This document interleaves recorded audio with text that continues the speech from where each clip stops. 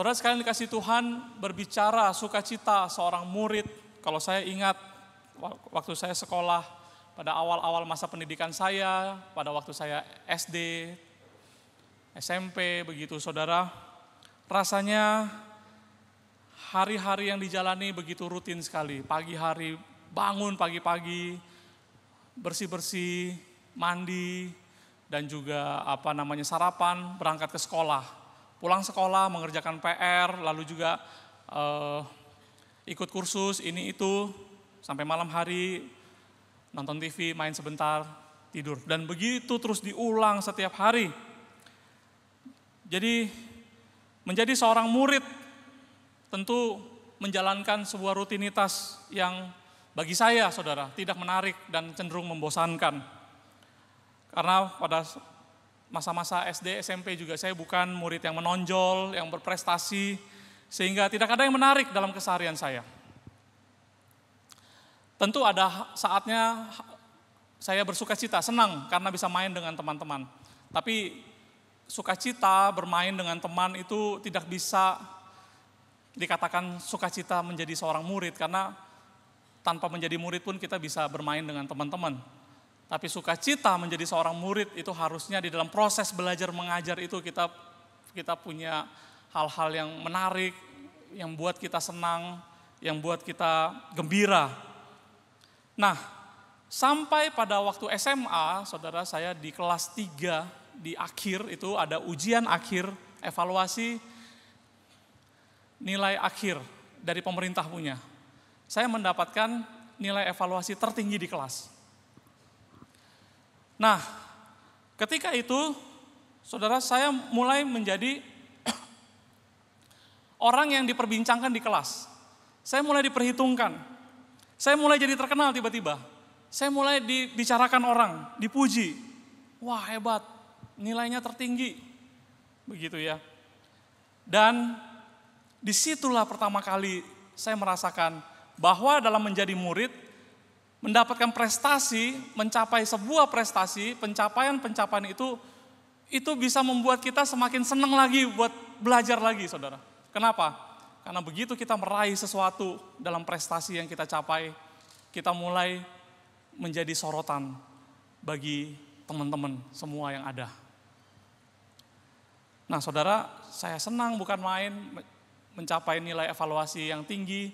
Saya pulang dengan bangga. Saya katakan kepada mama saya dan juga kepada papa. Dan saya harap mereka bangga juga. Saudara, demikian juga yang terjadi pada murid-murid Kristus pada perikop yang tadi kita baca. Mereka bersukacita karena prestasi, pelayanan, dan kehebatan mereka. Saudara, sedikit latar belakang. Sebelum Lukas pasal 10, saudara. Ketika Tuhan Yesus mulai melayani orang banyak, dia mulai mengajar berkeliling, dia mulai menjawab kebutuhan-kebutuhan, baik kebutuhan rohani maupun kebutuhan jasmani, orang-orang yang dia layani. Tuhan Yesus mulai berpikir bahwa saatnya dia melatih murid, supaya murid juga bisa melakukan hal yang sama, dan pelayanan ini menjadi lebih efektif, karena bisa melayani lebih banyak orang. Karena berbondong-bondong ribuan orang, ratusan orang mengikuti Tuhan Yesus. Kalau hanya mengandalkan dia sendiri, tentu tidak cukup waktu begitu. Maka di Lukas pasal yang ke-9, Tuhan Yesus memanggil ke-12 murid. Ini lingkar yang pertama, saudara, yang penting, murid-murid yang awal-awal, 12 murid. Tuhan Yesus mengajar mereka, melatih mereka. Setelah melatih, mereka ada yang namanya untuk latihan praktek kerja lapangan. Jadi mereka diutus untuk melayani, untuk memberitakan Injil, untuk menyembuhkan, untuk menjadi jawaban kebutuhan rohani dan jasmani dari orang-orang banyak. Saudara, 12 murid diutus. Dan apa yang terjadi? Semakin banyak orang yang butuh pelayanan ini, saudara. Maka Tuhan Yesus mulai berpikir lagi, dia harus melatih lebih banyak murid. Maka di Lukas pasal yang ke-10, dicatat Tuhan Yesus memanggil dan melatih ke-70 murid sekarang. Tuhan Yesus melatih mereka, mengajar mereka, dan setelah selesai cukup waktunya, mereka diutus untuk latihan praktek.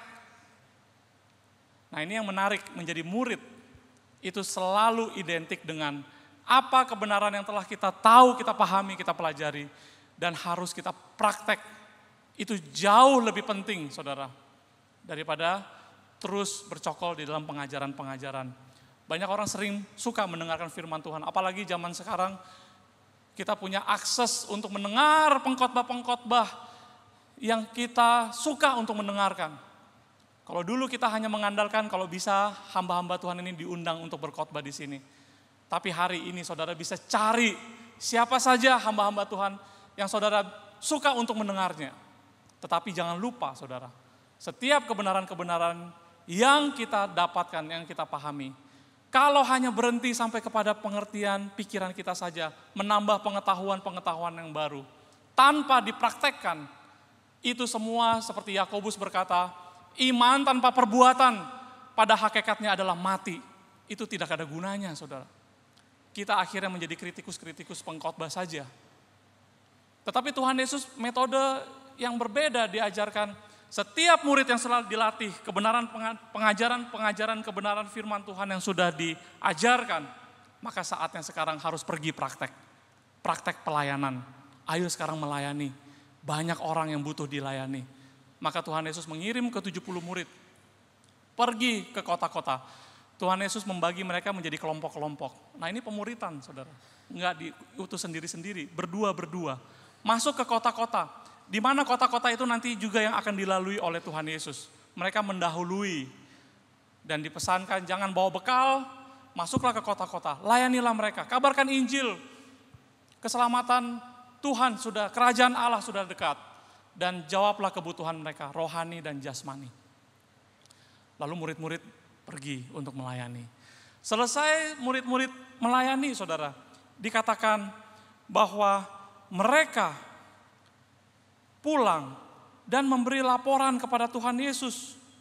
Dan mereka senang bukan main, mereka bersuka cita. Mereka berkata, Tuhan, juga setan-setan takluk kepada kami demi nama-Mu. Saudara, mereka senang karena kehadiran mereka di tengah-tengah masyarakat dapat diterima dan memberikan pengaruh dan dampak yang besar.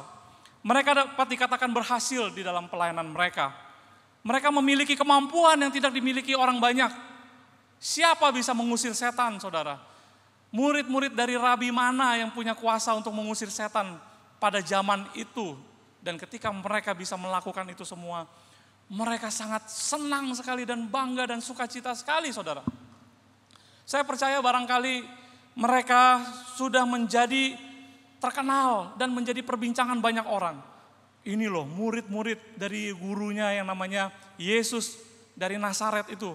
Murid-murid mereka punya kuasa untuk mengusir setan. Ada banyak setan-setan yang merasuki orang-orang di rumah-rumah. Tidak ada jalan keluar. Begitu mereka datang ke rumah itu, mereka mengusir setan demi nama Tuhan Yesus. Dan orang itu dibebaskan. Oh saudara, saya percaya sekali orang yang dilepaskan itu berterima kasih kepada mereka. Mereka mendapatkan terima kasih, baik secara verbal maupun pemberian mungkin. Dan mereka menjadi terkenal dari mulut ke mulut, saudara. Mereka diapresiasi, mereka menjadi terkenal, menjadi pembicaraan dari masyarakat. Dan mereka bangga dan kembali memberi laporan kepada Tuhan Yesus. Setan-setan takluk kepada kami. Dan berharap Tuhan Yesus juga bangga dengan prestasi pencapaian mereka seperti ini. Lalu apa jawab Tuhan Yesus, saudara? Apa jawab Tuhan Yesus? Tuhan Yesus menjawab, aku melihat iblis jatuh seperti kilat dari langit. Saudara, kalimat ini punya dua pengertian. Karena kan murid-murid mengatakan, setan-setan takluk kepada kami. Mereka bisa mengusir setan. Tuhan Yesus berkata, aku melihat iblis jatuh seperti kilat dari langit. Artinya, ketika Tuhan Yesus mengutus ke 70 murid, maka Injil Kerajaan Allah masuk menyebar ke seluruh kota-kota. Dan kuasa iblis yang selama ini menguasai di daerah-daerah, saudara, semakin kecil kuasanya, semakin lemah. Saudara mengerti maksudnya? Maka Tuhan Yesus mengatakan, aku melihat iblis jatuh dari langit seperti kilat. Seperti itulah kuasa iblis semakin kecil ketika dia mengutus murid-murid untuk melayani dan mengusir kuasa setan itu. Tetapi ada pengertian yang kedua, saudara. Dari satu kalimat Tuhan Yesus, ini juga merupakan sebuah teguran kepada murid-murid. Ketika Tuhan Yesus mengatakan, aku melihat iblis jatuh seperti kilat dari langit. Pengertian kedua ini adalah teguran keras kepada ketujuh murid yang kembali dari pelayanan mereka membawa dosa, kesombongan. Sebagaimana iblis tadinya adalah malaikat di sorga yang akhirnya jatuh dari langit. Yang tercatat dalam Yesaya pasal yang ke-14. Karena dia merasa hebat, bintang fajar. Kalau dalam Alkitab bahasa Inggris King James menerjemahkan bintang fajar itu sebagai Lucifer. Dia jatuh karena dia ingin menjadi seperti Allah. Dengan kesombongan dia jatuh dari langit. Secepat kilat jatuhnya, saudara. Maka ini teguran keras kepada para murid-murid. Ketika balik dengan bangga dengan prestasi mereka, berharap Tuhan akan memuji mereka. Tuhan Yesus kemudian melanjutkan mereka berbicara kepada mereka. Dikatakan sesungguhnya itu semua kuasa aku yang memberikan kepadamu. Aku memberikan engkau kuasa untuk menginjak ular dan kalajengking dan kuasa untuk menahan semua kekuatan musuh sehingga tidak ada yang bisa menyentuh, membahayakan kamu. Lalu Tuhan Yesus melanjutkan, namun demikian jangan bersukacita karena roh-roh itu takluk kepadamu, tetapi bersukacitalah karena namamu ada terdaftar di sorga. Saudara perhatikan kalimat ini. Bersukacitalah karena namamu ada tercatat di sorga. Saudara, dari kalimat ini kita mendapatkan pengajaran Kristus yang paling penting mengenai dasar dari sukacita kita yang adalah murid Kristus. Yang seharusnya menjadi dasar sukacita kita, saudara dan saya yang adalah murid Kristus. Yang pertama, saudara, sukacita karena anugerah Tuhan semata. Ketika Tuhan Yesus berkata, bersukacitalah karena namamu ada terdaftar di sorga. Itu artinya sumber bahagia dan dasar sukacita kita adalah hanya semata-mata anugerah Tuhan. Karena bagaimana caranya agar nama kita bisa tercatat di sorga, saudara, itu bukan bergantung kepada kehebatan saudara dan saya, bukan bergantung pada prestasi, jasa, perbuatan, sehingga kita bisa membuat nama kita bisa tercatat di sorga. Hanya karena semata-mata anugerah Tuhan. Kita adalah orang berdosa, saudara. Kita ini siapa? Tuhan Yesus mengingatkan para murid, kalau bukan kuasa yang kuberikan, siapa kamu?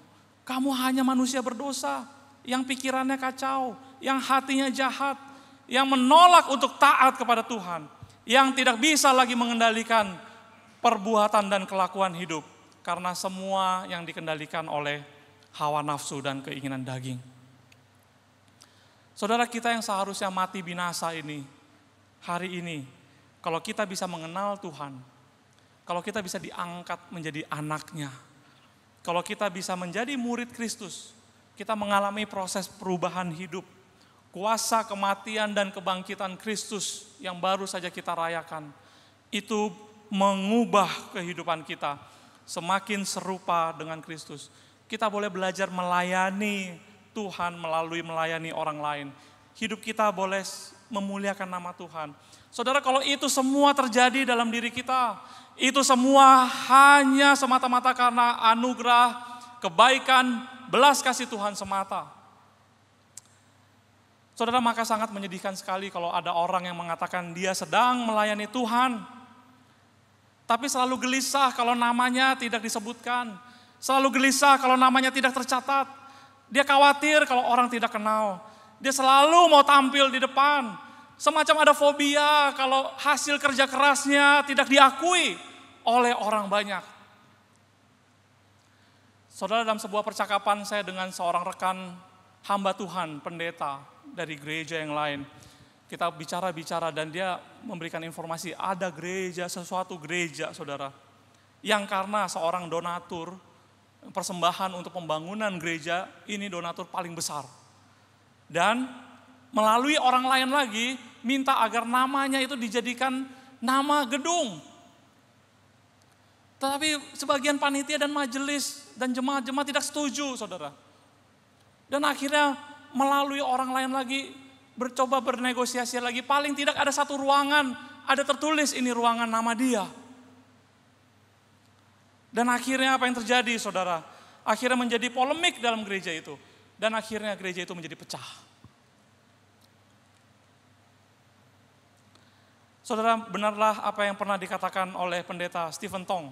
Dia berkata, semakin besar ego kita di dalam pelayanan, semakin rusak pelayanan kita itu. Maka Yohanes Pembaptis ketika dia melayani pembaptisan Tuhan Yesus, dia katakan dia tidak layak. Hanya untuk membuka kasutnya pun aku tidak layak. Dan Yohanes Pembaptis berkata, karena ia harus semakin besar, Tuhan Yesus harus semakin bertambah di dalam kehidupanku. Aku harus semakin kecil. Porsi ego, keakuan, diri harus semakin berkurang. Maka Tuhan Yesus juga mengajarkan kepada para murid di Lukas pasal yang ke-17. Maka setiap kali kamu selesai melakukan segala tugas dan tanggung jawabmu, katakanlah, kami hanya hamba yang tidak berguna. Saudara sekalian dikasih Tuhan, Tuhan Yesus katakan kepada para murid-murid yang kembali dengan kebanggaan akan prestasi mereka, akulah yang telah memberikan kepada kamu kuasa. Itu artinya, saudara, kalau bukan karena anugerah Tuhan, kita ini bukan siapa-siapa dan kita ini bukan apa-apa. Kita hanya manusia berdosa. Kalau kita bisa melayani Tuhan, kita bisa percaya kepada Tuhan, kita bisa diselamatkan, semuanya karena anugerah Tuhan semata. Maka Tuhan Yesus juga berkata, berbahagialah mata yang melihat apa yang kamu lihat. Karena aku berkata banyak nabi, raja ingin melihat apa yang kamu lihat, tapi tidak melihatnya. Ingin mendengar apa yang kamu dengar, tetapi tidak mendengarnya. Dengan kata lain, dia katakan banyak orang ingin mengalami apa yang kamu alami, tetapi mereka tidak punya kesempatan itu. Ataupun mereka punya pengalaman yang sama, tetapi kesadaran kita bisa mengalami Tuhan, itu adalah anugerah Tuhan. Saudara, sebagai murid Kristus itulah sukacita kita.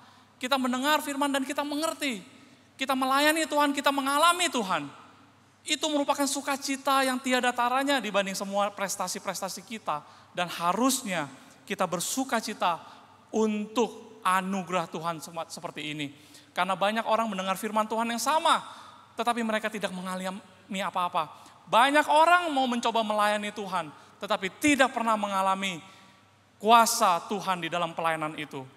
Maka kita yang bisa dan pernah mengalaminya, kita harus bersyukur karena oleh anugerah Tuhan semata.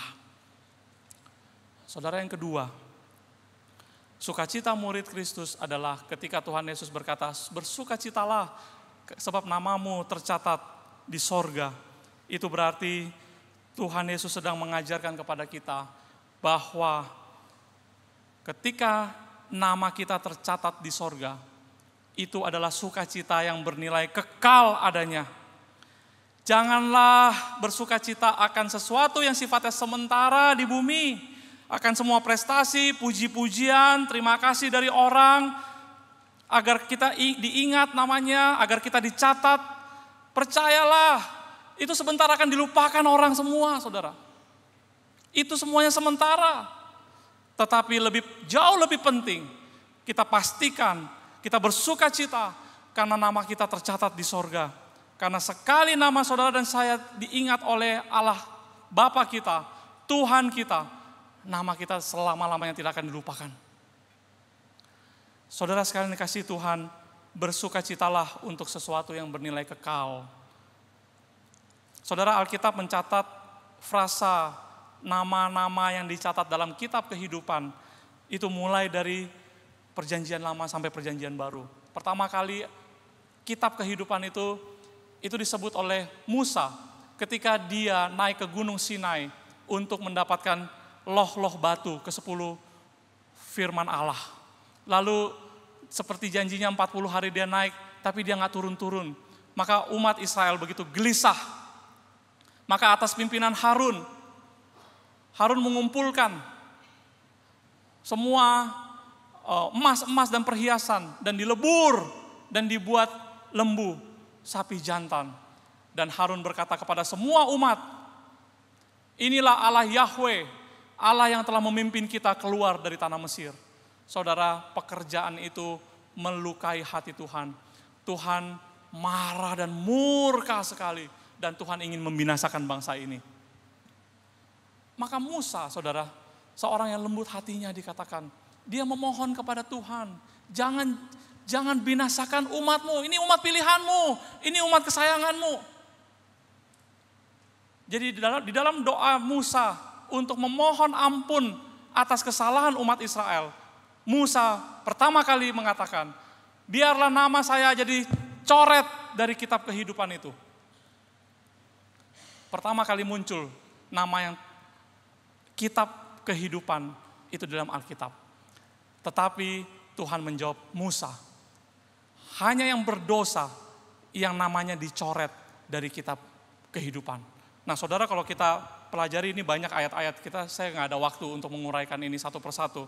Tapi pada intinya adalah orang-orang yang namanya tercatat dalam kitab kehidupan, dalam kitab Tuhan, namanya yang tercatat di sorga adalah orang-orang yang akan menerima anugerah kehidupan kekal bersama-sama dengan Allah untuk selama-lamanya.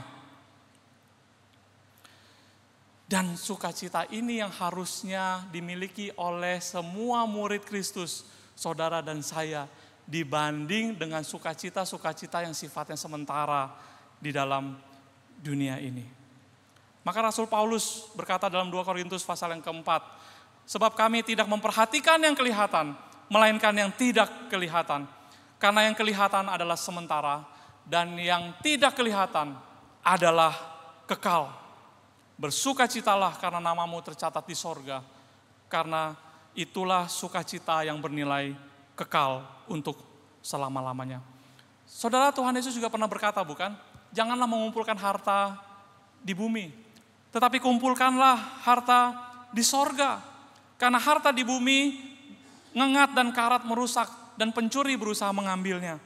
Tetapi kumpulkanlah harta di sorga, ngengat karat tidak akan merusak, dan pencuri tidak akan bisa membongkar dan mencurinya. Karena di mana hartamu berada, di situ hatimu berada. Tuhan Yesus mengajarkan, mari hati kita jangan terus terpaut, terikat dengan semua apa yang ada sementara dalam dunia ini. Ini cuma sebentar aja saudara. Hidup itu seperti uap, sebentar kelihatan, sebentar hilang. Itu kata pemazmur saudara. Hidup ini sementara, jangan ikat dengan apa yang sementara. Tetapi kumpulkan harta di sorga. Di mana hartamu berada, disitulah hatimu berada. Mari kita beralih dari mengikatkan hati kita kepada apa yang sementara, kepada apa yang sekarang bernilai kekal. Bersukacitalah karena namamu ada tercatat di sorga. Jangan bersukacita kepada apa yang sementara di bumi ini. Saudara, yang terakhir, sukacita murid Kristus adalah sukacita ketika dikatakan nama kita tercatat di sorga, itu sesuatu yang bernilai kekal, dan di situ ada kesetiaan dan pemeliharaan Tuhan atas hidup kita. Saudara sekalian, kalau saya refer kembali kepada awal dari Lukas pasal yang ke-10 ini, ketika ke-70 murid itu diutus berdua-berdua untuk masuk ke kota-kota dan melayani orang banyak, saudara ingat ada pesan yang Tuhan Yesus sampaikan kepada mereka, jangan bawa bekal. Dengan tangan hampa, pergilah. Dan saudara, saya bayangkan itu perjalanan yang begitu sulit dan melelahkan sekali. Enggak bawa bekal, enggak ada backup, enggak ada apa-apa. Tuhan Yesus sedang ingin mengajarkan satu hal yang penting kepada murid-murid ini, bahwa Tuhan akan pelihara pekerjaan Tuhan ini. Bahwa di dalam pekerjaan Tuhan ini sedikit pun tidak ada andil kamu. Gak usah bawa apa-apa. Buktikan bahwa Tuhan akan pelihara. Maka Tuhan Yesus berpesan, makan apa yang dihidangkan. Terima. Kalau kamu dikasih ucapan terima kasih, itulah upahmu. Itulah berkat Tuhan. Layani orang, saudara. Dan saya percaya itu perjalanan perjuangan, pergumulan yang melelahkan. Masuk bertemu dengan orang, memberi salam. Bahkan dikatakan ada yang gak mau menerima salam mereka. Dan dikebaskan jubah mereka. Salam damai sejahtera itu yang mau dibawa ke rumah itu, damai sejahtera itu akan kembali kepada para murid ini. Dan mereka mencari rumah yang lain lagi, yang mau menerima mereka. Saudara, sulit, ini perjalanan mission trip yang sulit sekali sebetulnya. Mereka makan seadanya, enggak semua rumah mewah, saudara. Dan saya percaya yang mereka layani kebanyakan kaum marginal, orang-orang yang sederhana juga. Dan ini adalah perjalanan yang sulit sekali. Tetapi kembali dari pelayanan, dari perjalanan yang melelahkan itu, saudara, mereka seakan-akan lupa akan apa yang sudah terjadi, kesulitan-kesulitan, tantangan yang sudah mereka hadapi dan mereka lewati itu semua. Tapi mereka pulang dengan bangga dan berkata kepada Tuhan Yesus, Tuhan, juga setan-setan takluk kepada kami demi nama-Mu. Maka ketika Tuhan Yesus berkata, jangan bersukacita karena setan-setan takluk kepadamu. Bersukacita karena nama-Mu ada tercatat di sorga. Sekali nama-Mu tercatat di sorga, Tuhan pelihara hidupmu. Kenapa kamu gak pulang dengan sukacita bahwa Tuhan, kami bersyukur, waktu pergi kami gak bawa apa-apa. Tapi sampai sekarang Tuhan pelihara. Sedikit pun murid gak mention itu, saudara. Gak mengingat kebaikan Tuhan seperti itu. Ini sama dengan umat Israel, bukan? Di dalam Ulangan 29 Tuhan berkata, 40 tahun lamanya aku memimpin kamu berjalan melalui padang gurun.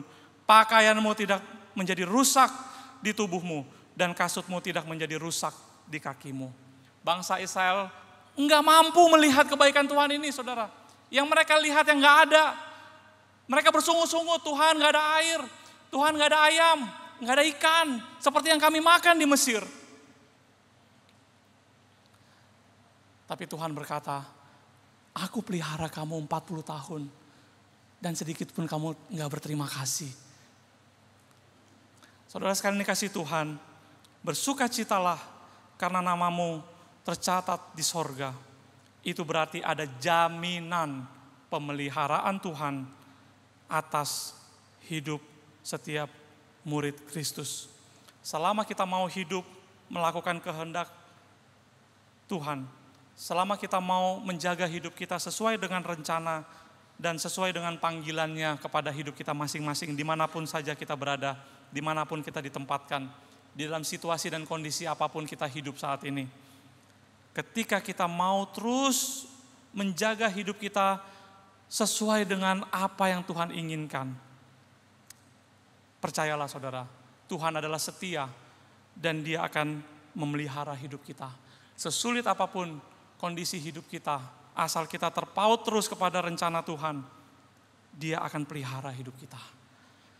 2 Tesalonika 3 ayat 3 berkata, Tuhan adalah setia. Ia akan menguatkan hatimu dan memelihara kamu terhadap yang jahat.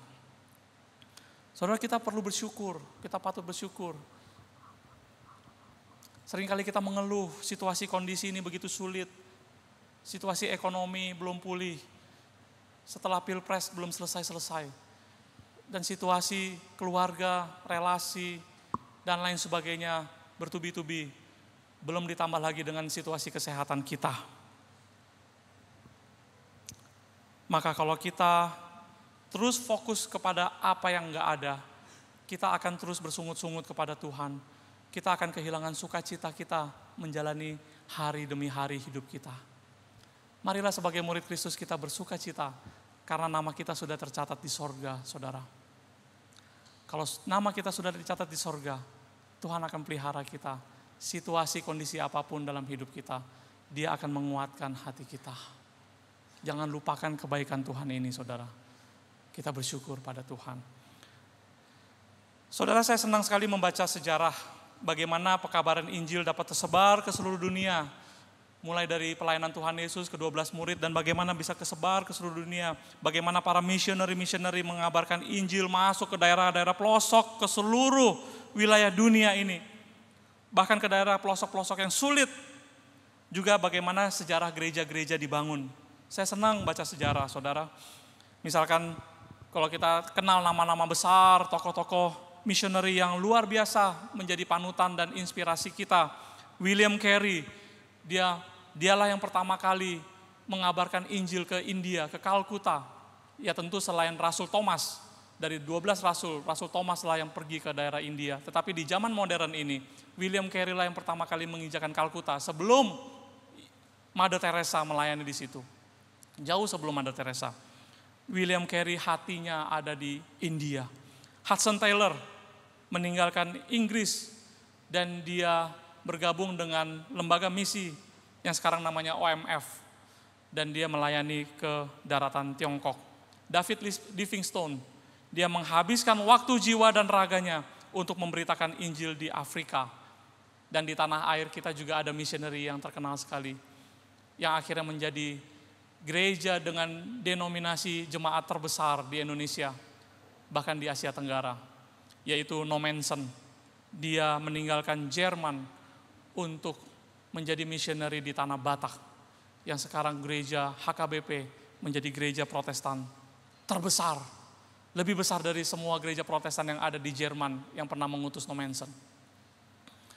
Saudara, kalau kita melihat nama-nama besar ini, biasanya punya asosiasi, bukan? Hudson Taylor ke Cungko, David Livingstone Afrika, Nommensen ke Sumatera Utara, William Carey ke India.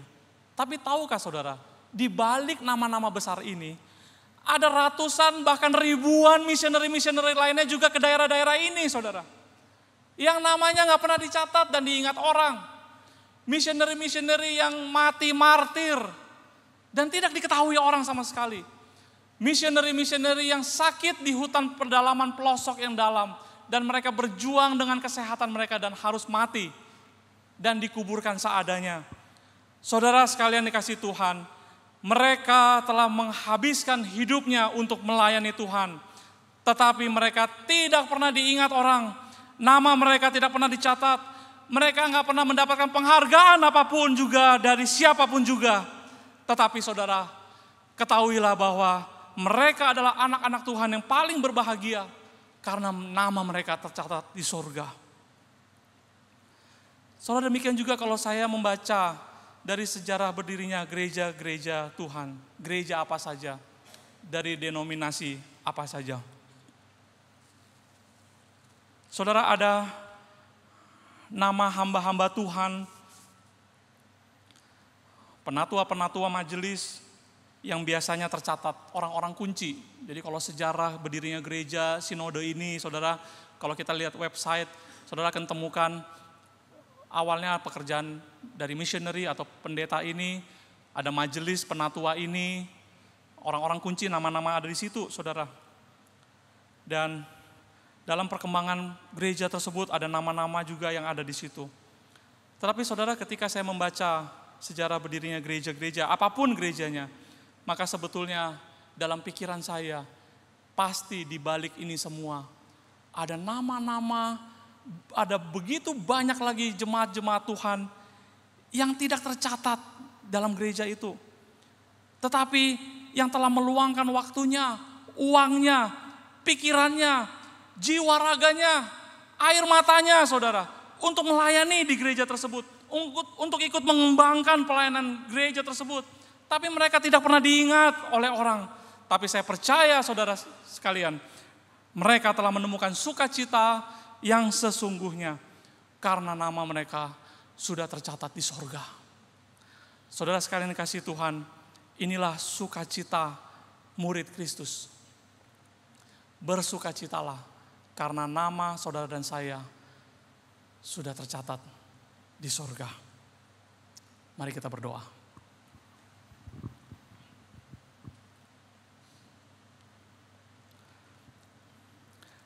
Tuhan, kami bersyukur atas anugerah-Mu, kami boleh mendengarkan suara-Mu, kami boleh belajar beberapa hal.